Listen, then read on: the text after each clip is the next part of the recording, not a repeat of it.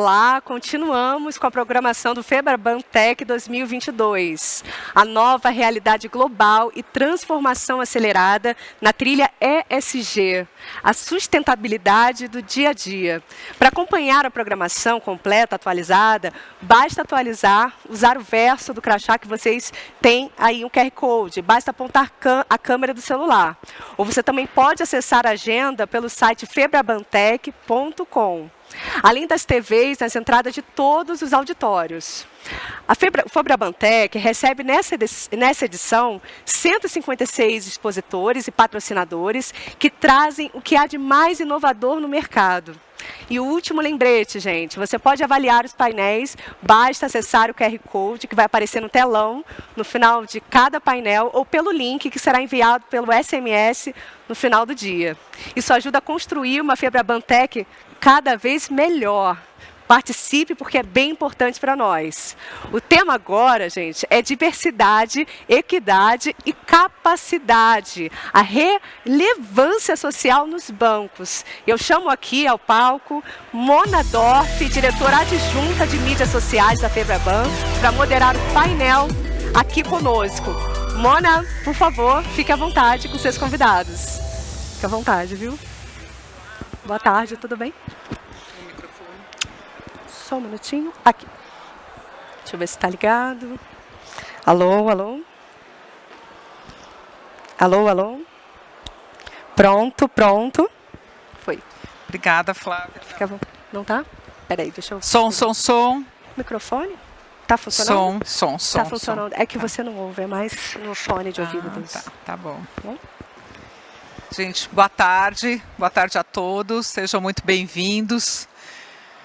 Estou bastante, falando para a Leila aqui, nossa convidada, bastante excitada com o painel. Depois, esse é meu terceiro painel do dia, a gente está muito contente com a presença de todo mundo aqui nesse FebrabanTech. Quero agradecer muito a presença de vocês. A gente sabe que a feira tem muita coisa para ver e muitas arenas com conteúdos diversos e interessantes. Então, agradeço desde já a presença de vocês.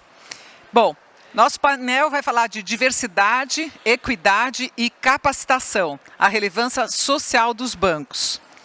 E para isso, eu quero convidar, desde já aqui, a Leila Mello, diretora do Itaú. Leila, por favor.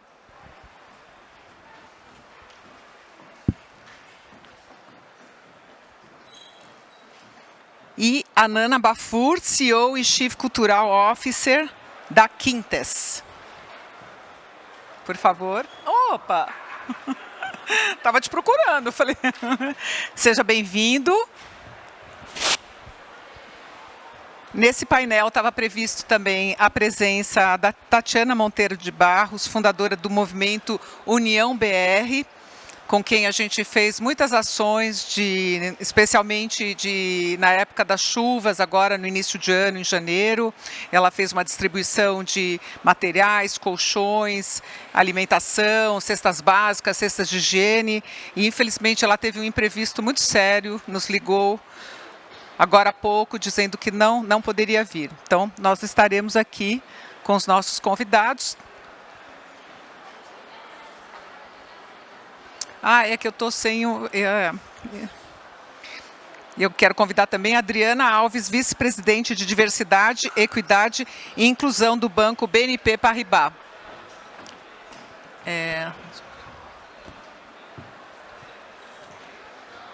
Alô? Não está rodando o TP. Som.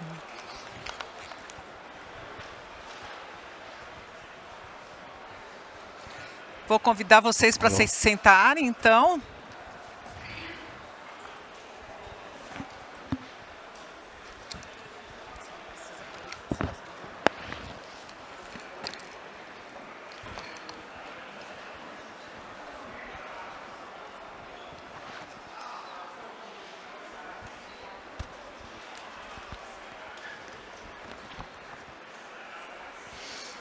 Alô? Alô? Gente, agradecer a presença da Leila, que é uma super diretora de banco. Agradecer a presença da Adriana Alves, que também é uma super diretora de banco. A gente sabe como essas mulheres executivas são mega ocupadas. E também agradecer a presença do Nana Bafur, aqui, CEO e Chief Cultural Officer da Quintes. Eu vou fazer a primeira pergunta para todos vocês. E convido a Leila a ser a primeira a responder. Leila, para incentivar mudanças na sociedade, é necessário que as empresas comecem essas mudanças por dentro, nas estruturas de trabalho. Por isso eu pergunto a todos vocês, como as empresas e as instituições financeiras estão buscando mudar o quadro de profissionais para um perfil mais igualitário? Novos mecanismos de seleção, como trainees e de estágio, são suficientes? Leila, por favor, depois eu passo a palavra para a Adriana e para o Nana. Olá, boa tarde a todos. Me escutam? Acho que sim, né? Eu não escuto nada aqui, mas estou vendo que vocês me escutam. Obrigada, Mona, pelo convite. É um prazer mais um ano estar aqui na Febrabantec, um super evento. Estou vendo que um sucesso enorme esse ano. Estamos todos muito orgulhosos de tanta presença e de tanta, enfim, painéis tão bacanas que estão sendo apresentados aqui. Diversidade é um assunto que não podia faltar, né, nesse Febrabantec. E o que você me coloca, Mona, sobre se são suficientes, eu acho que todas as ações que se toma com intencionalidade a respeito de diversidade, elas são extremamente necessárias e são importantes. Você mencionou algumas questões, né? Por exemplo, o programa de trainees. Eu acho que muitas empresas, o mercado financeiro tem feito programas de trainee com muita intencionalidade. O Itaú, no último ano de 2022, fez um programa, é um programa bastante concorrido no mercado, e a gente teve um sucesso muito grande no sentido de ter quase 60% de mulheres, de trainees do gênero feminino e mais de 40% de negros, né, pretos e pardos. Isso não acontece por acaso. Tem muito a intenção na forma de seleção, nas pessoas que selecionam. Precisa haver, sim, treinamento para que as pessoas cheguem a essas posições. E os programas de trainee, eles são muito importantes, porque eles levam esses profissionais a conhecer a instituição de uma maneira muito mais rápida, a chegarem em posições de liderança de uma maneira muito mais rápida. Acho que esse é um exemplo, mas a gente pode dar muitos outros, né? Eu acho que eu estava falando aqui sobre o treinamento, não só das pessoas que entram na instituição, né, que acho que precisa haver, sim, um direcionamento, um aculturamento, principalmente desses jovens negros a respeito de mercado financeiro. Muitas vezes as pessoas precisam de um direcionamento, um apoio, né, uma mentoria ali de outras pessoas que já passaram pelo programa, já passaram pela mesma situação. E precisa também de um treinamento dos gestores, um treinamento de acolhimento, porque entrar é uma coisa, mas incluir e fazer parte do dia a dia e ter crescimento na carreira já é um outro estágio que é tão importante quanto. Então, esse treinamento dos gestores também é extremamente importante, treinamento de todos os profissionais, né, que se relacionam. O programa de trainee é um deles, mas existem vários outros programas que hoje a gente está, enfim, tendo muito sucesso no banco.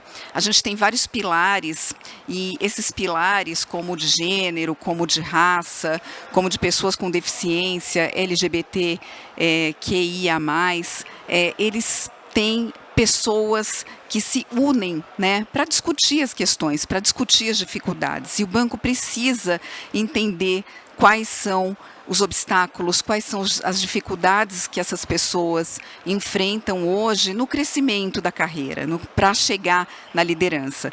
A gente sabe muito bem que Na questão de gênero, por exemplo, vocês já devem ter lido muito, para que a gente tenha uma paridade, né, uma equidade real, a gente precisa de mais 170 anos, né, se nada for feito com intencionalidade, como eu disse. Então, a gente tem feito várias ações e no ano passado, ainda no final do ano passado, a gente criou os nossos objetivos, principalmente em relação a gênero e raça. Então, a gente quer efetivamente ter um número de 35% a 40% de pessoas negras no banco. Isso significa a entrada de mais de 4.000 pessoas negras, né? A gente fala 35% a 40%, pode parecer pouco, mas nos números do Itaú, isso são muito representativos. E a gente quer também mulheres, nós temos um número de mulheres bastante alto no banco, mais de 60%, mas a gente quer mulheres em todos os cargos de liderança também, não só na base, né? Então, a gente também tem esses objetivos de ter de 30% a 35% de mulheres nos cargos de liderança. Então, são ações, Mona, que precisam ser contadas, precisam ser divididas, né? Porque eu acredito que o mercado, quando houve, né, que um grande banco ou uma grande empresa toma essas ações intencionais, acho que para ouvir e para refletir o que mais as empresas podem fazer nesse sentido da diversidade. Muito bom ouvir isso, Leila, não só como mulher, mas também eu acho que é uma questão de justiça, né? A gente que mora nesse país, né, que tem uma miscigenação incrível, né, de raças, e a gente começar a perceber que essa diversidade agora está sendo uma ação afirmativa, é algo muito legal.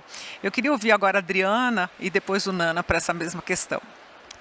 Olá, boa tarde a todo mundo. Meu nome é Adriana, como a Mona já me adiantou.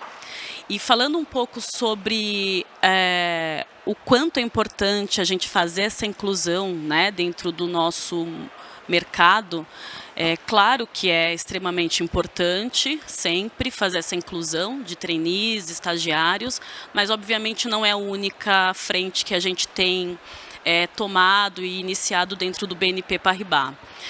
A gente agora recentemente fez um programa de estágio exclusivo para pessoas negras. Também temos um programa de trainee preferencialmente para pessoas de grupos subrepresentados, então para mulheres, pessoas com deficiência, pessoas negras. E isso já não é tudo, obviamente, porque é o que eu sempre digo, a gente não só precisa incluir, como também a gente precisa acolher essas pessoas. Eu acho que a maioria aqui sabe como o mercado financeiro, né, inclusive é um paradigma, né, de que o mercado financeiro é um mercado, de certa forma, mais conservador, sempre foi muito mais masculino, e falar de diversidade nesses ambientes é um desafio. A gente, na verdade, está falando sobre diversidade hoje e eu acho assim, de uma excelência tremenda, porque a gente não imaginava que a gente fosse falar sobre isso anteriormente, há um tempo atrás. Então, quando a gente fala em incluir lá dentro do BNP Paribas, a gente também fala em cuidar dessas pessoas, porque nós todos sabemos que são realidades muito diferentes. Pessoas de grupos subrepresentados, elas entram nesses ambientes, são ambientes até, eu diria, hostis para essas pessoas, né? Eu até brinco, é atravessar quase que um outro mundo, né? Você sai de uma periferia, entra num banco de investimentos totalmente diferente da sua realidade. Ou você, mulher, entra num banco que é totalmente, majoritariamente masculino. Então, como que você faz para acolher essas pessoas? E é o dia a dia. Então, lá no BNP, eu sempre tenho esse olhar. Vamos recrutar. Primeiro que recrutar já não basta nos mesmos meios, a gente tem que buscar novas formas de recrutar, né? Eu sempre digo que não dá para a gente ter resultados diferentes buscando os mesmos meios. Então, quais são as nossas parcerias, as instituições acadêmicas, consultorias de recrutamento que a gente precisa alcançar para buscar essas pessoas, alcançar esses grupos subrepresentados.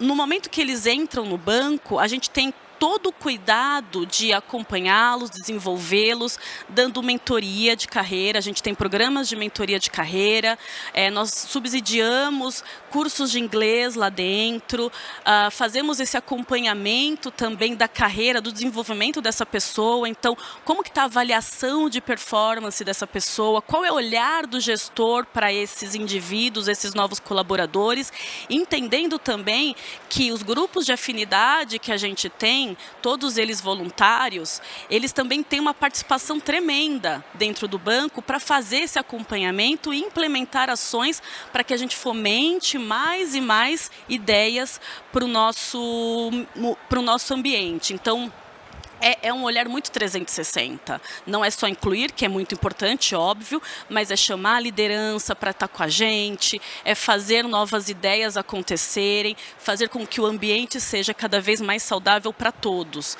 e não só para uma pequena parte, que até então era o que acontecia. Então, a nossa grande ideia é acolher genuinamente, né? Fazer com que isso seja saudável para todos.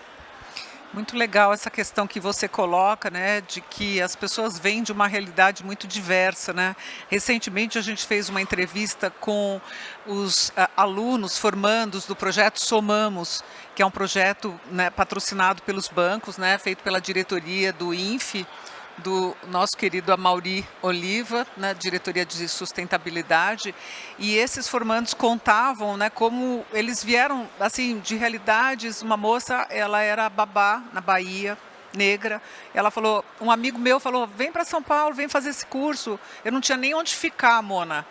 E ela falou, minha realidade mudou completamente. Hoje eu trabalho no Itaú, eu jamais podia imaginar que algum dia eu ia trabalhar num banco. E esse é um projeto que nos permite sonhar, né?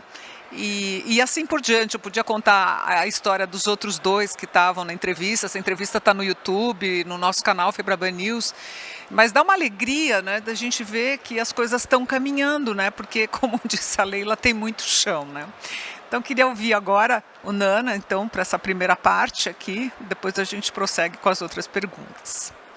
Boa tarde, pessoal. Ficando com headphones e microfone fica meio estranho, mas gostaria de realmente agradecer a Mona, a Febraban Tech, para me convidar para estar aqui com todo mundo.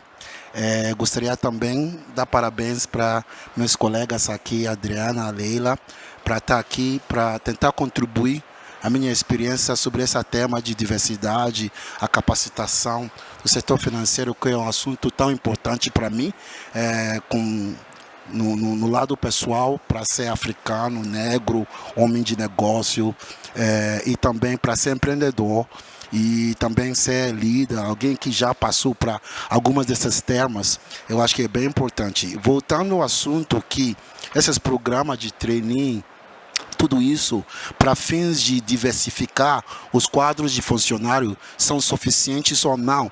Eu acho que o que me deixa muito feliz é que, pelo menos aqui no Brasil, estou aqui, aliás, 2 dias atrás, estou fazendo 11 anos desde que eu estou aqui montando a nossa empresa. E para quem não me conhece, eu sou americano, nasci na África, sou cidadão americano, residente brasileiro e também da Inglaterra. Então, agora, quando eu cheguei 11 anos atrás, essas conversas não tinha no país. Então, me dá muito alegria, eu estou com muita satisfação para ver que agora o povo está tendo essa conversa, está tendo fazer um esforço. E o que é importante é que o setor financeiro, que é catalisador de mudanças no mundo, né? Quando você para de pensar bem, o motor do mundo é a parte de financeiro, sabe? Então, o que acontece nesse setor e em alguns outros setores, hoje em dia a tecnologia, onde eu atuo, são os setores que realmente conseguem fazer a diferença. Então, quando o setor financeiro abraça essa causa, eu acho que é algo que realmente consegue dar a diferença. Então, no primeiro lugar, eu acho que é bom que o setor está fazendo isso. Segundo lugar, eu acho que esses programas são um caminho, são bacanas, só que eu acho que tem que ser mais. E eu vou falar porque eu acho que tem que ser mais. Porque uma das coisas que eu acho que o povo às vezes esquece, nesses grandes bancos, grandes empresas, é que eles acham que fazendo esses programas, eles estão dando alguma coisa para esses jovens de periferia, de negro, de mulher. Só que o ponto simples é que é uma troca. Sabe? Porque se você estuda bem o que está acontecendo de demografia no mundo, macroeconomia no mundo, o fato simples é, essas grandes empresas têm que entender o poder de identidade e diversificação. Eles têm que entender. O mundo está mudando, a demografia cada vez mais está sendo mais diversos. Os produtos e soluções que eles vão ter, eles têm que falar para as pessoas, e não tem nada melhor do que você consegue fornecer produtos, serviços para uma população que se identifica contigo, certo? Porque senão você vai ficar fazendo a sua e o mundo no seu redor vai mudar. Então, essa capacidade de entender que é uma troca entre essas jovens e o grande banco, para que no final do dia todo mundo fica ganho-ganho, é a melhor forma. O que eu vi nesses programas é que todo mundo com a mente que estamos fazendo alguma coisa para eles. Coitado eles. A gente está ajudando eles. O fato simples é que, para mais que boa parte dessa população talvez está vendo com situações diferentes, pode ser mais difíceis, eles estão carregando algo que não tem preço no mundo de trabalho e sucesso, que é a resiliência. Sabe? Então, boa parte dessa jovens que chegam está com alguma coisa que realmente todos nós podem aprender. Tanta dificuldade que eles passaram para estar naquele lugar. Então, eu acho que uma coisa que tem que mudar é esse mindset.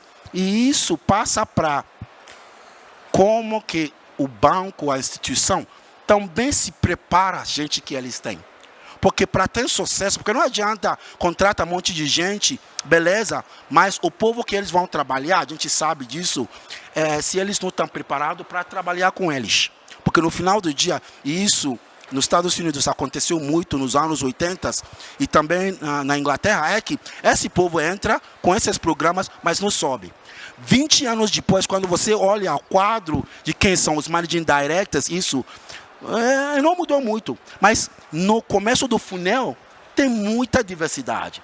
É porque a terra não está preparada. Então, eu acho que quando a gente fala o que mais poderia ter sido feito, eu acho que uma das grandes trabalhos tem que ser com os que estão lá mesmo, que acham que eles já estão lá e não precisa aprender nada. Então, eu acho que essa mudança, eu acho que cada vez mais que os bancos, as instituições entendem que é uma troca entre os trainees jovens, também com os que estão lá, eu acho que vai ajudar muito para diversificar. Então, isso é forte. E a outra coisa que eu acho que também ajudaria é que quando a gente pensa como que grandes decisões estão sendo feitas no banco, ou como que esse negócio de hierarquia acontece, seguinte, quando a gente tem esses programas de trainees, o fato é que a gente sabe que esse povo não tem poder.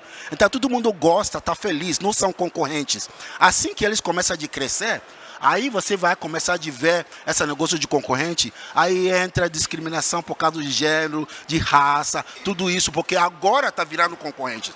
Então uma das coisas que eu acho que também é importante é que as empresas têm que também trabalhar com outras no redor, seja fornecedores, seja parceiros, que também traz representatividade, porque o que você não consegue ver, você não consegue mirar, tentar chegar lá. Ou seja, é bom para todo mundo para ver que já tem gente bem-sucedido também que poderia agregar valor. Isso eu acho que é uma troca bacana. Então, na Quintes, o que a gente faz? Como que a gente está no lado de prestador de serviço para ser uma empresa de tecnologia, a gente faz duas coisas que eu acho que está contribuindo bastante.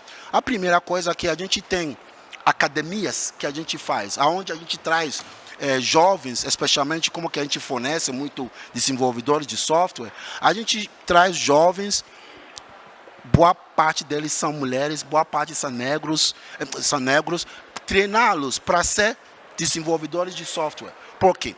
85% da gente que passa para nossas academias já tem um aumento de salário incrível, né? Porque eles saem de a oportunidade para ganhar 1.000, alguma coisa assim, para ganhar 4.000, alguma coisa assim. Então, essa taxa de crescimento ajuda bastante. Então, até este ano, a gente começou esse programa em 2020, desculpe, vamos formar 350 jovens. Várias tecnologias, Java, SAP, Analytics, sei lá. O 2021 fez 250, este ano vamos fazer 300, ano que vem 400. Nosso objetivo é que nos próximos 3 anos formar 1.200 jovens que realmente entram contribuindo, mostrando com isso. Então isso é algo que a gente faz que é bacana. Em tecnologia. Em tecnologia. Tudo Eu em tecnologia. vi em 2 painéis diferentes hoje aqui que há um leque, uma falta de 400 mil profissionais de TI no Brasil atualmente. Exatamente. Então, a gente está fazendo a nossa parte porque entendemos que o setor de tecnologia, especialmente tecnologia relacionada ao setor financeiro, é um catalisador de como que você consegue ajudar a crescer. Então, a Quinta está fazendo esse trabalho e a gente convida todos os clientes para se juntar-se a nós sobre esse esforço. Mas eu acho que é bem importante que a gente entende que é bom que os bancos estão fazendo esses programas de trainees, mas tem que ter uma mudança nos próprios bancos, que é uma troca, sabe? E enquanto a gente não consegue fazer essa mudança, sempre todo mundo vai ficar feliz. Estamos fazendo alguma coisa para eles e perder a oportunidade para nós também, no lado do banco, se transformaram através dessa experiência tão rica desses jovens. Então, isso que eu acho. Você queria completar, Adriana? Não, o que ele falou, para mim, eu estou totalmente de apoio e é o que eu sempre digo, né? A gente não está falando de diversidade como uma forma de assistencialismo ou ajudar alguém. Na verdade, o que a gente propõe é dê oportunidades, que todos ganham.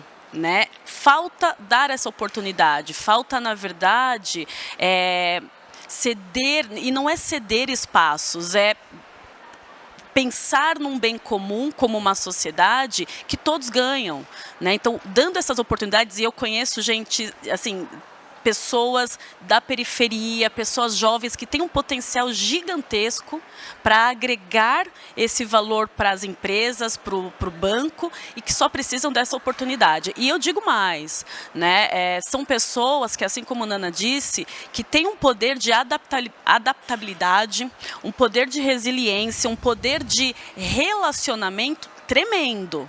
Então, pensando em soft skills, eles são muito mais capazes de agregar valor para essas empresas do que as pessoas imaginam. Então, é isso, dar oportunidade que todos ganham. Mona, posso pegar um gancho aqui? Por favor. Acho que esse ponto que o Nana trouxe, acho que mais que resiliência, o que essas pessoas trazem é uma vontade e um aprendizado de como superar obstáculos que muitas vezes os outros colaboradores que a gente tem não têm a mesma gana, a mesma vontade. Então é mais que resiliência, é uma força que se ensina e que particularmente eu acho que as equipes que são diversas aprendem muito. Mas eu também diria que eu acho que a empresa que não perceber que hoje diversidade, além de justo, é uma necessidade de negócio, é uma empresa que está fadada a ter um grande insucesso. Eu acho que o Nana disse aqui, a sociedade está mudando. A sociedade mundial, Brasil também, mas no mundo isso ainda mais rápido, isso já aconteceu há mais tempo, a gente está algumas décadas, na minha visão, atrás. Mas a gente precisa ter produtos, mas a gente precisa ter pessoas que conectem com os nossos clientes. Então, acho que a maioria dos bancos hoje do mercado financeiro diz que o centro de todo objetivo, né, de um banco é o seu cliente. E o seu cliente é diverso. O seu cliente não é o cliente ali homem, branco, da Faria Lima. Ele é um cliente que está em todos os lugares, de todos os gêneros. Ele é LGBT, ele é mulher, ele é negro, ele é branco. E se a gente não tiver representatividade para que esses clientes se sintam inseridos e se vejam dentro daquela instituição, acho que está fadado esse banco a perder cliente. E um outro aspecto são talentos. Hoje, quando você contrata os jovens, a primeira coisa que se pergunta é: qual é a diversidade? Quais são os seus percentuais? Então, para atrair talentos, isso passa a ser também uma questão extremamente importante. As pessoas não querem mais trabalhar em empresas que não se conectem com a sociedade. Não só o retorno, não é o assistencialismo, né? Eu acredito muito que a filantropia é importante, mas a gente não está falando de filantropia aqui. A gente está falando de uma questão de justiça e de negócio também. Então, eu acho que os bancos começam agora, o Nana tem razão, os bancos começam a perceber a necessidade para sobreviver de se conectar melhor com a sociedade, com os seus clientes, de uma maneira representativa. Uhum. A gente estava falando antes de diversidade em relação a lideranças e lideranças femininas também, né? Eu queria voltar a perguntar, porque nós temos duas mulheres aqui, e começar pelo primeiro homem, né? Se vocês sentem no mercado de trabalho ainda essa desigualdade, esse machismo, enfim, coisa meio... Parece que às vezes até uma concessão, precisamos ter uma mulher aqui na mesa, porque afinal de contas estamos aqui com 10 homens e tal, como se fosse uma coisa meio que pro forma, né? Queria te ouvir, Nana, depois a Adriana e por último a Leila. É interessante essa questão de mulher, homem, algumas coisas que em 20 anos tocando empresas no mundo, algumas coisas que eu observei. A primeira coisa que tem, sim, a diferença entre como que o povo se percebe a mulher no ambiente de trabalho e percebe o homem. Inclusive, eu acho que algumas dessas coisas, percepções, são inconscientes. O povo tem essa coisa. E outra, é claro que eu não sou mulher, mas é claro que a experiência das mulheres é diferente do que a experiência dos homens. Eu tenho um negócio que eu faço na minha empresa, cada quinta-feira eu abro uma hora, agenda, qualquer um pode escrever e vem falar comigo, chama Café com Nana, sabe? E o ano passado, talvez este ano, estou lembrando, nos Dias das Mães, a gente fez o Café com Nana só com mulheres. Só mulheres. Tinha 20 e pouco mulheres lá. E aí, uma das moças lá levantou que, olha, eles sofrem muito assédio sexual, de uma forma geral. E boa parte dessas mulheres concordaram. Eu, como homem, eu achava estranho. Falei, mesmo? Eles falaram que sim. Então, com certeza, isso é assunto que eles lá ficaram falando, a realidade deles. A gente, talvez como homem, e talvez como gestor, nem sempre que percebe. Então, eu acho que houve isso mesmo. Mas uma das coisas que, às vezes, é interessante é a forma que a gente lidera com essa diferença. E aí, às vezes, eu como CEO, às vezes a gente tem encontros com líderes na empresa, tal. E às vezes eu faço uma brincadeira, porque vai ter mulher que fala alguma coisa, e aí, dependendo da resposta do homem, porque tem linguagens que quando a mulher usa, as pessoas acham que é mais agressivo do que se o homem usa. A pesquisa mostra isso, certo? Então, às vezes, a mulher usa algumas palavras, aí você vê que a percepção dos homens é diferente. E, às vezes, eu tenho que chamar a atenção que, olha, o que ela falou é a mesma coisa que você, às vezes, falam. Porque você acha que é diferente, aí nem sempre que o povo percebe isso. Então, eu acho que existe a diferença mesmo, mas eu acho que cada um de nós, como líder, no primeiro lugar, tem que ser sensibilizado a isso, sabem o que está acontecendo, e tem que fazer a nossa melhor para tentar evitar isso nos tratamentos, e se for caso, chamar a atenção das pessoas. Eu já tive conversas com algumas líderes na minha organização, aonde eu falei com eles que eu acho que a forma que você abordou essa pessoa, eu acho que você fez isso porque é mulher. Se não fosse, talvez você faria diferente. Então, pense nisso, sabe?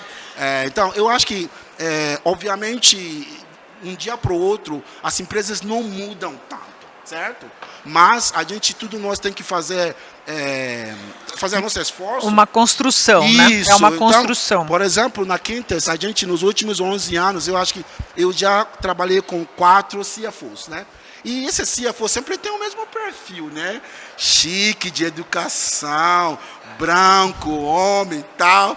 E recentemente a gente estava no mercado para o CFO. Aí eu falei, vamos fazer diferente, sabe? Eu falei com o RH, pessoas que estão contratando. Aí no final do dia, normalmente os 3 finalistas chegam em mim. Neste vez eu falei, vamos fazer diferente. Vamos tentar gastar mais energia procurando mulher, porque bem que a gente já fez isso nos últimos 10 anos, vamos testar outra. E chegou em mim 3 candidatos finais, dos quais 2 eram mulheres. E a gente acabou contratando uma das mulheres, porque ela era a melhor dos 3. E eu vou te falar que a experiência é um pouco diferente. E a gente está gostando. Então, de vez em quando, eu tenho que fazer diferente, conscientizar as pessoas. Uhum. Muito bom. E eu acrescento uma coisa, né? A gente precisa cercar mesmo, né? Para a gente criar um ambiente mais colaborativo e mais saudável para as mulheres, a gente tem que fazer um plano de ação para todos os lados. Então, lá no BNP, por exemplo, a gente tem um código, né, muito forte de conduta, ou seja, nós temos cada vez mais intensificado que brincadeiras, piadas machistas, nós não toleramos mais, porque é isso, né? A gente viveu um mundo desse mercado financeiro muito engessado, muito conservador, muito masculino, e hoje, assim como a Leila falou, a gente não permite mais isso, até porque nós seremos escolhidos, né? Não só pelos investidores, mas pelos colaboradores. Então, o que a gente quer como ambiente? A gente quer um ambiente diverso ou a gente quer esse ambiente conservador? Pensando nisso, o nosso código de conduta é muito específico sobre não tolerarmos brincadeiras e alguns comportamentos que ferem pessoas dentro do banco.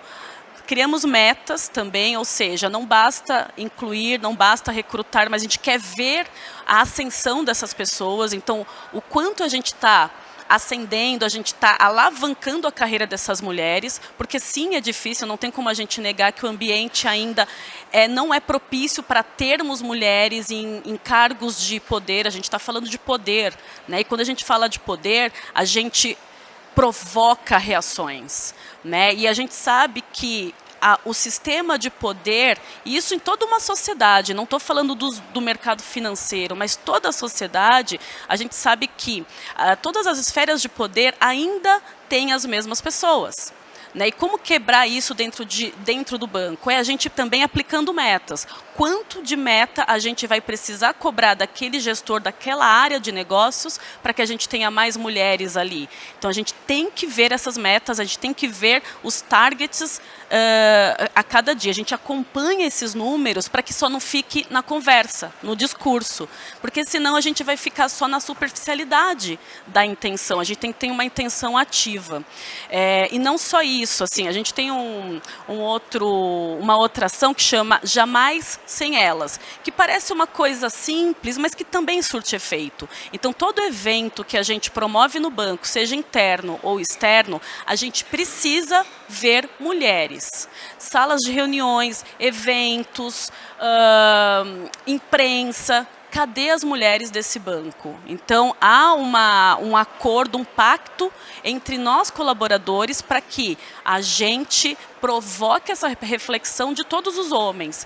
Cadê as mulheres? Então, Jamais Sem Elas é também uma iniciativa que veio da nossa matriz em Paris, para que a gente construa cada vez mais esses ambientes com as nossas mulheres. A gente ainda tem um caminho longo a percorrer, isso é fato, né? O ambiente ainda é algo que a gente tem construído cada dia mais, mas a intenção existe e a gente está cada vez mais de olho nisso para que a gente tenha aí muito mais mulheres no board, na alta liderança, como a gente vê na rua, na sociedade, né? Então a gente quer isso, a gente quer ver dentro do nosso banco o que a gente vê na rua, na sociedade também. Leila, você tinha falado no início aqui de umas metas do Itaú, de contratação, de LGBTQIA+, de, até se não me engano, numa entrevista que fizemos juntas no começo do ano, de pessoas, você falou da questão do etarismo, né, que é outro ponto que não abordamos aqui, que entra na diversidade, que entra na agenda ESG, né? A reserva de cotas para essas pessoas seria uma ação mais rápida para se chegar a esses números? Aliás, você poderia repetir quais são essas metas? Repito, sim. Mona, a gente tem objetivos tanto para a contratação de negros, né? Então a gente quer até 2025, a gente, te falei, os números do Itaú são grandes, então a gente quer contratar mais 4.000 pessoas, o que vai ter por volta de 25.000 pessoas negras na organização, né? Acho que são números expressivos. E para mulheres, a gente quer ter até 40% de mulheres. Não é ainda o percentual da sociedade, está abaixo, é importante a gente dizer isso. Então não é que aqui a gente está falando chegamos aonde precisamos chegar. Eu acho que a equidade, né, se mostra quando a gente tem na liderança aquilo que a gente vê na sociedade, mas acho que é um passo. Quer dizer que seria 51%, que a mulher é maioria, né? A mulher hoje é maioria. A gente está falando de, em 2025, de 35% a 40% em todos os cargos de liderança para mulheres. Mas eu queria abordar aqui, e aí para isso tem uma série de, enfim, programas. A gente sabe que um momento da mulher muito delicado, quando a mulher está no mercado, em todas as empresas, né? Mas um momento muito delicado é a maternidade. Então a gente tem programas, né, que acolhem de alguma forma essa mulher nessa fase de maternidade, que faz o treinamento do gestor, como Nana falou, que tem um acolhimento ali na volta da mulher, né, em que ela não tem essas metas, esses objetivos para cumprir. O bônus dela é integral, quer dizer, não se considera que ela trabalhou meio ano. Todo mundo procria, né, todo mundo é filho de uma mulher, né? Então essa mulher trabalha e ela precisa receber integralmente, né, como se ela tivesse os 12 meses e não os 6 meses como no passado muitos bancos e alguns ainda fazem. Então tem uma série de ações que permitem que a mulher tenha a tranquilidade de que ela vai voltar nesse período. É um período muito delicado. A mulher está naquela transição para subir de carreira e é quando, né, a nossa biologia diz que a gente, enfim, tem ali a necessidade de ter filhos, né? A mulher tem uma limitação, cada dia menos, mas ainda tem limitações etárias para ter esses filhos. Mas eu queria abordar também aqui um outro aspecto, né? Acho que tem a questão corporativa, que é muito importante, a questão das mentorias. As mulheres precisam ser mentoradas, tirar os seus receios, né? Acreditar muito na sua capacidade. Então a gente fala muito de síndrome de impostora, nunca vou dar conta, e tem uma série de situações no mundo inteiro em que as mulheres muitas vezes não acham que estão aptas para aquele cargo, para aquela situação, quando o homem, com muito menos preparo, já acha que está absolutamente pronto. Mas eu queria trazer um ponto também da sociedade, né? A divisão de papéis sociais, ela é absolutamente importante para que essa mulher continue crescendo na carreira. É extremamente difícil uma mulher que tem filhos, que é, por exemplo, uma chefe de família, sem suporte, né? Suporte que seja de um companheiro, de uma companheira, ou mesmo ajuda mesmo profissional, que ela consiga desempenhar todos esses papéis se não houver uma divisão mais igualitária, né? Então, para quem é casado com um companheiro, hoje essa divisão de papéis ela não é igualitária. E a gente sabe que as mulheres têm um peso muito maior tanto no cuidado da casa, no cuidado dos pais, no cuidado dos filhos. Esse é um fator, na minha visão, preponderante também para que as mulheres consigam acreditar e fazer valer e aproveitar esses programas que muitas vezes o mundo corporativo começa a proporcionar. Então, é bastante complexo, é bastante delicado, mas eu acho que as corporações são vetores de mudança da sociedade. Eu acredito muito que as corporações podem fazer o início da mudança social. E eu acho que a gente precisa ver na sociedade a mulher sendo tratada com igualdade de direitos. Então, o que o Nana estava falando aqui de assédio, o assédio existe nas empresas, mas o assédio existe também no nosso dia a dia. O assédio existe muito na rua. E as companhias e as pessoas que trabalham nas companhias, muitas vezes, trazem para as companhias aquilo que acontece na rua. Então, a gente precisa também trabalhar no nosso comportamento pessoal, não só no nosso comportamento como profissionais, como cidadão, como nós tratamos o nosso colega negro, como nós tratamos as mulheres com que nós convivemos, como nós tratamos a nossa companheira, né, muitas vezes nessa divisão de papéis. Eu acho que isso é um fator muito essencial para o crescimento da mulher, e o crescimento da mulher, inúmeras pesquisas mostram, faz um crescimento do PIB, enfim, acelera a economia e tem inúmeras outras vantagens para a sociedade como um todo. Leila, só o ponto do etarismo que a gente acabou não falando, que eu acho tão muita importante. Muita coisa, né, Mona? Pois é, muita coisa. E eu sempre acho também que o Brasil se diz como um país jovem, mas é um país que está envelhecendo, né? Nós não somos mais um país jovem, né? Que a gente já tem uma grande massa contingente de pessoas que já passaram dos 50, 60, que estão numa fase que ainda se acham produtivos. Então, eu só queria que se abordasse essa questão também, e pedir depois o mesmo para o Nana e também para a Adriana, porque eu vejo, né, e principalmente depois de uma pandemia, onde os idosos ficaram em casa, com uma vida limitada e encolhida, é muito importante, né, ter essa absorção, essa inclusão, né, desse contingente de pessoas que ainda vai viver muito, né, a realidade mudou. Né? Sem dúvida, Mona, assim, a realidade mudou. Enfim, tecnologia médica, né, nos faz viver muito mais. A previdência mudou. Então, as pessoas precisam trabalhar por mais tempo. Né? Então, é uma questão que as empresas começam agora a perceber que, enfim, os 50 a mais, os 60 a mais, são pessoas extremamente produtivas. Né? Então, começa-se a falar nesse grupo, né, nesse pilar super importante que é do etarismo, para homens, mulheres, mas a verdade é que o Brasil, a sociedade como um todo, trata de uma maneira, às vezes, muito cruel, né, quem já chega numa idade que se diz idoso, que eu acho super jovem, 60 já pela lei é um idoso com direitos especiais, mas essas pessoas precisam muito trabalhar, são produtivas, têm uma energia enorme, muitas vezes maior do que outros jovens, eu acho que é até uma questão de personalidade, muitas vezes. Mas o fato é que as companhias e também os governos e o legislativo precisa dar incentivos, né, para que as empresas reconheçam o potencial dessas pessoas. Acho que ainda tem muito tabu. Eu acho que ainda tem um grande preconceito em relação ao etarismo.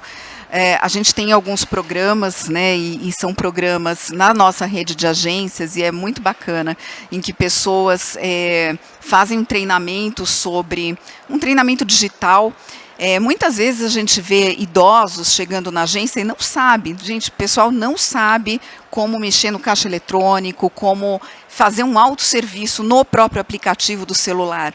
O que a gente tem contratado são pessoas, né, de 50 a mais, 60 a mais, que recebem esse treinamento e ajudam esses idosos, né, treinam esses idosos para que eles consigam realizar as operações sozinhos. E a taxa de sucesso é enorme, porque, primeiro que eu acho que um garoto que chega ali de 18 anos, acho que o nível de paciência dele é menor, que aquilo é tão mais simples para ele, que eu acho que ele tem menos paciência.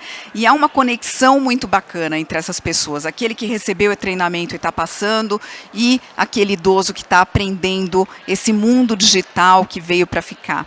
Então, como você disse, um ganha-ganha muito grande. Eu acho que é só um pequeno projeto, mas que tem uma capacidade enorme de se estender. Porque, como a gente disse, a gente tem muita... A gente, porque eu me incluo, né? A gente tem muita energia ainda para trabalhar, para produzir, e para fazer grandes feitos nas companhias, na sociedade, no governo, Mona. É isso aí. Nana? Quando eu escuto 50 anos como idoso, eu falei, putz, eu acabei de fazer 50 anos, será que eu sou idoso? Eu acho que não, né? Mas não. Está no caminho, estamos no caminho, mas eu né? não estou pensando nisso, mas algumas coisas que eu posso acrescentar nisso. A primeira coisa é que, como diz, a demografia é destino, né? Quando você estuda a demografia, fala de tudo. Além do fato de diversidade que está acontecendo, uma das elementos de demografia nos últimos 20 anos, em todo o mundo, eu acho que Brasil, é grande população, a contingência de gente que está conseguindo viver mais longa do que tinha no passado. Isso tem uns países que destacam mais do que outro, tipo Japão, tipo Coreia, mas Brasil também está nesse caminho. Tem uma grande parte da população que realmente está conseguindo viver mais, e esse povo são ativo e traz várias considerações para nós. Uma delas que é bem importante é que o poder econômico que esse povo tem. Então, a gente tem que entender isso, porque vai começar a ter impacto nos produtos e as soluções que as empresas oferecem. A segunda coisa é que boa parte desse povo, aliás, boa parte de nós, vamos ter 2, 3 carreiras numa vida de trabalho de 40 e poucos anos. Hoje, até, eu acabei de falar com um amigo meu que está com 52 anos. Aí ele era um cara bem sênior no banco de investimento nos Estados Unidos. Ele está saindo de lá, depois de 21 anos lá. E aí ele falou, putz, eu estou começando outra carreira. É verdade. Ele já fez um e vai começar outro. E tem gente que vai fazer 3. Né? Então, o que significa isso? Significa que as empresas têm que aproveitar essa população. No nosso jogo de tecnologia, onde a gente está numa guerra enorme, violento de capacitação, a gente busca esses talentos. Inclusive, a gente já teve algumas pessoas que, assim, vêm nas nossas academias com 60 anos, viraram jogo, viraram desenvolvedores de software e começaram a trabalhar de novo. E, aliás, o arquiteto de soluções, cara mais técnica, mais inovador que a gente tinha na nossa empresa, era um senhor que tinha 75 anos. Que legal isso, que incrível. Entendeu? Então, eu acho que essa capacidade para se reinventar existe, vai continuar a existir, as empresas têm que aproveitar. Porque essa mão de obra, pelo menos, eles chegam com outras necessidades do que as jovens. Eu acho que dá para agregar. E no mundo onde a gente existe agora, especialmente no mundo de tecnologia, que todas as empresas de financial services está passando isso, essa população, eu acho que eles têm muito valor para agregar, e as empresas têm que começar a entender o poder dessa população, e eu concordo também que a sociedade tem que começar a entender o poder dessa população. E no BNP Paribas, como que é? Eles têm mais sensibilidade para essa questão dos idosos? Sim, 50 mais, a gente não mais? tem um programa específico para isso, mas é engraçado que quando vocês estavam falando, eu estava fazendo minhas contas aqui para saber quando eu vou ficar idosa, né? Eu tenho 43, mas é engraçado porque... 50 anos não é idosa. Não, Vamos falar então, isso. mas e é isso. É muito maluco a gente imaginar que a gente tem esse peso na palavra idoso, né? Quando, na verdade, o mundo mudou. Eu lembro que minha mãe, nos anos 80, sabe? Ela com 40 e pouco, eu achava já ela... Idosa. Quase lá. E hoje eu tô aqui com todo o gás do mundo, entendeu? Mas a gente precisa mudar essa mentalidade de toda uma sociedade também, né? E eu não gosto de comparar Brasil com outros países, não, mas não tem como a gente negar que na Europa, por exemplo, até Estados Unidos, a gente vê uma inclusão maior de pessoas muito maior dentro do corporativo, mais 50 mais. né? Então, a gente precisa já iniciar isso desde já no Brasil, falando de negócios, falando de inovação também. Porque a gente está acostumado a falar de inovação, de futuro, muito relacionando as novas gerações. E não é verdade. A gente precisa olhar também quem veio antes, porque elas também detêm esse poder aquisitivo e econômico que também vai gerar para nós como empresas. Então, também, mas é mudar muito a mentalidade de que uma pessoa de 50 anos é idosa e tem aquele olhar de que não é mais capaz, né? Ao mesmo tempo, nós estamos acostumados a relacionar alta performance dentro do mercado de trabalho com gente nova, com gente que acabou de sair da faculdade, com gente que tem 6 MBAs, quando não é verdade, né? A gente sabe que os soft skills, pessoas que têm muito mais resiliência e inteligência emocional, elas estão muito mais preparadas para lidar com fortes emoções dentro do corporativo que as novas gerações, né? Então, também se apropriar e valorizar essas pessoas, porque elas agregam valor tremendamente também. Eu acho que as sociedades orientais, elas têm mais... Há uma questão cultural de que elas respeitam, né? Elas têm uma veneração pela pessoa mais velha, uma admiração no sentido de ver que essa senioridade, ela traz experiência, ela traz ensinamentos, ela possibilita uma troca, uma palavra que o Nano usou aqui, que eu gosto muito, porque toda vez que a gente encontra diversidade, a gente tem trocas, né? E essa troca é muito rica, mesmo que haja um embate, né? E de contraponto, mas estamos caminhando. Como o painel, ele trata também da relevância social dos bancos, e a gente teve que, infelizmente, abrir mão da Tatiana Monteiro de Barros, que fez um trabalho incrível aqui com a gente, em parceria, né, especialmente tocado pela diretoria do Amaury, de suporte às... pessoas que sofreram com as enchentes na Bahia, em alguns estados, no Rio de Janeiro.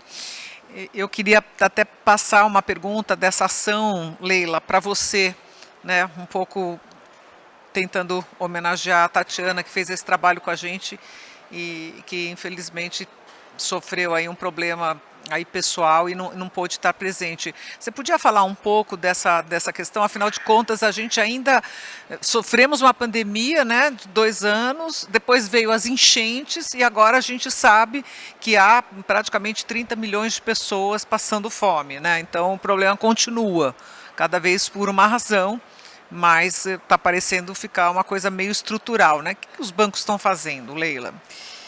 Olha, Mona, o trabalho da União BR, né, da Tatiana, é extremamente importante. Dela e de outras pessoas que trabalham em organismos, né, privados e de ajuda à população carente aqui no Brasil. A gente tem cada vez um nível de pobreza mais extremado no país, a gente sabe disso.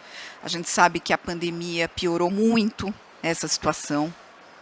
Então, o trabalho nas enchentes, e aí, enfim, se a gente começa a falar de enchentes, desastres naturais, a gente começa a falar dos riscos climáticos, e aí a gente não vai acabar esse painel hoje, mas assim, sem querer ser pessimista, a gente tem que se preparar sim, porque as coisas estão cada vez mais difíceis, e cada vez mais difíceis para as populações mais vulneráveis, para os países mais vulneráveis, e nós estamos num país muito vulnerável, então acho que é muito responsabilidade de quem está no poder, não só no poder executivo, né, legislativo, mas de quem está no poder das instituições também, entregar para a sociedade um pouco de alívio dessas situações, né? Eu acho que o trabalho que eles fazem é fundamental.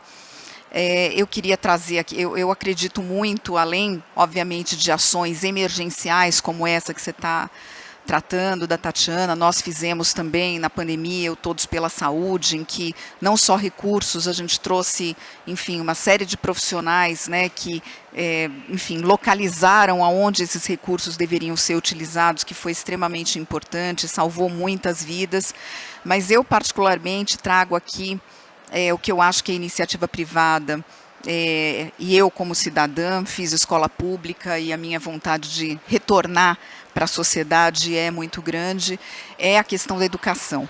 Então, acho que um dos programas mais bacanas que hoje nós temos é um programa de bolsas para alunos. Nós temos um programa na Bahia, com a Universidade da Bahia, com o Prosseguir, e também com a USP. E a gente já, enfim, ajudou, deu bolsas para mais de 350 estudantes. Esses estudantes passaram a ter uma taxa de evasão dessas universidades que caiu de 20%, 25% para quase zero.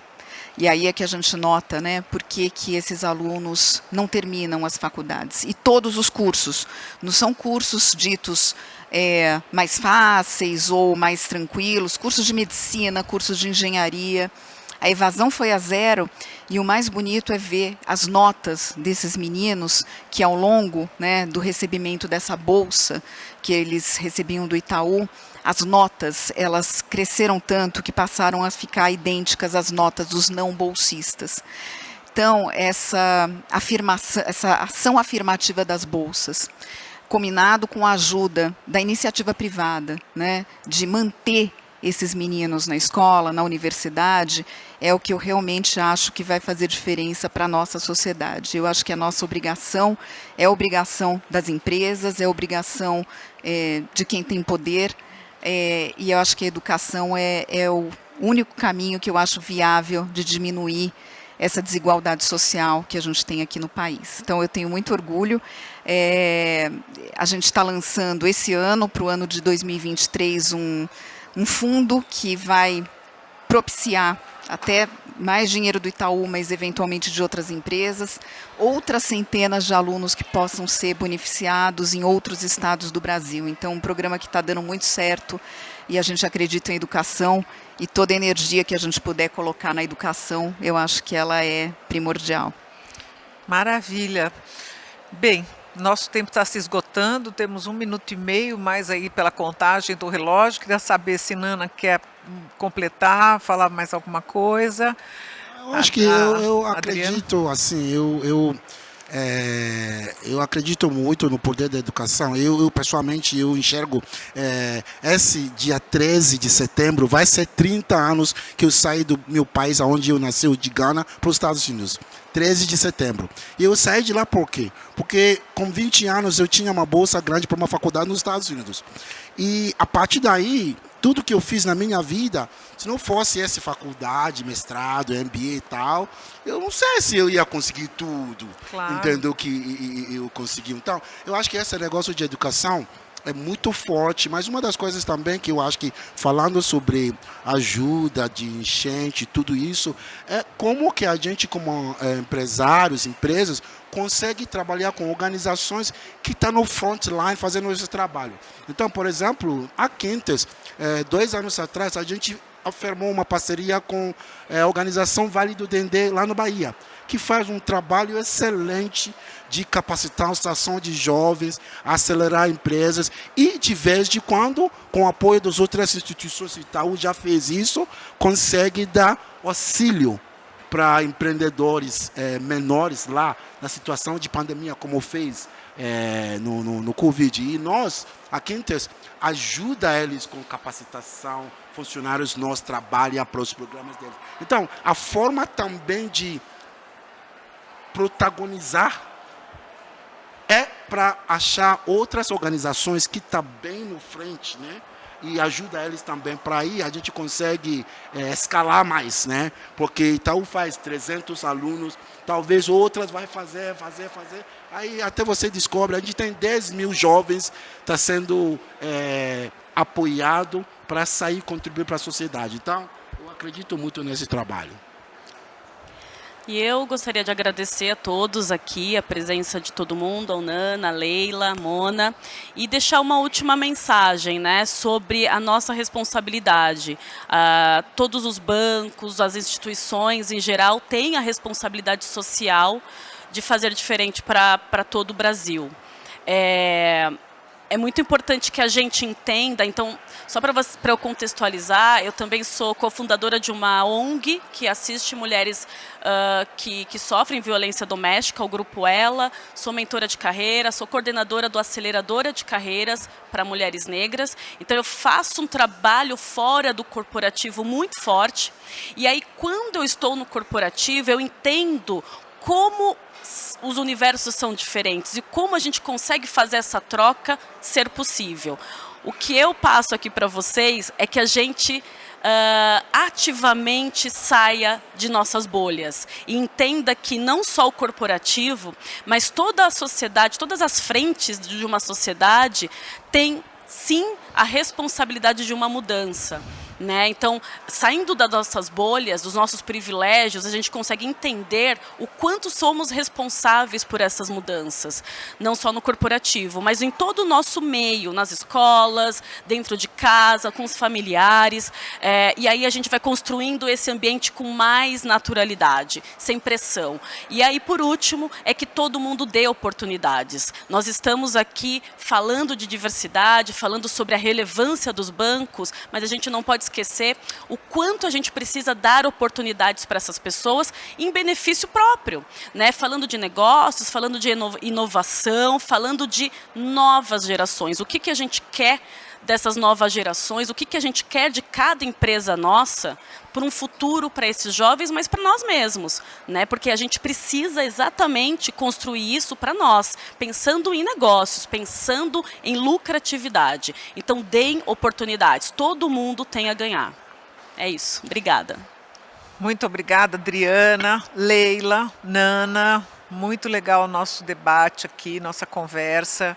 Muito obrigada a vocês que nos assistiram e que estão convidados a retornar amanhã também ou assistir online algumas das palestras, né? Nós temos um show daqui a pouquinho, começando. E passo já a palavra aqui para a Flávia, aqui, que está do meu lado, com mais forças aqui do que eu, com mais voz. Flávia. Juntas e com forças, foi maravilhosa a palestra. Obrigada, Mona. Obrigada, Adriana. Obrigada, Nana. Obrigada, Leila. Obrigada por toda essa informação, esse conhecimento que vocês passaram aqui nesse momento, nessa tarde. E agora a gente vai dar sequência às próximas palestras. Eu gostaria de convidar vocês todos, né, a seguir a nossa programação. Vocês já sabem que atrás do crachá tem o QR Code, que vocês podem, enfim, saber tudo o que está acontecendo aqui no evento de forma atualizada. Vocês também podem avaliar esse perfil, né, toda essa arte que a FEBRABANTEC tem aqui, né, e desenvolve a cada ano, nesses 32 anos, né, de evento. E é isso, gente. A presença de vocês aqui hoje, nessas palestras, com certeza está fazendo toda a diferença, né, de todos esses temas que estão passando por aqui. E nós seguimos agora com a nossa programação do FEBRABANTEC 2022, a nossa realidade. Né? A nossa realidade, desculpa, agora o nosso TP deu só uma paradinha, agora voltou, perdão. A nossa realidade global e a transformação acelerada, tá, gente? E chegamos ao último painel da trilha ESG, a sustentabilidade no dia a dia. Para acompanhar a programação então completa, atualizada, então, como eu falei, é só seguir aí, colocar o QR Code, né, apontar a câmera do celular, ou você também pode acessar a agenda do site, né, pelo site febrabantec.com, além das TVs nas entradas de todos os auditórios. O FEBRABANTEC recebe nessa edição 156 expositores e patrocinadores que trazem o que há de mais inovador no mercado. Como eu falei, vocês podem avaliar os painéis, é só acessar o QR Code que vai aparecer na tela, né, no final de cada painel, ou no link que será enviado para vocês via SMS. Tá? Isso ajuda a contribuir com a gente aqui da FEBRABAN e a gente cada vez ter mais formas, enfim, de contribuir aqui com vocês. Agora nós vamos falar do ESG como fator de alocação de portfólio. Parabéns, gente. Obrigada, gente, pela presença. Muito obrigada. Então, eu chamo aqui ao palco a Maria Eugênia Puossi, sócia fundadora da resultante ESG, para moderar esse painel.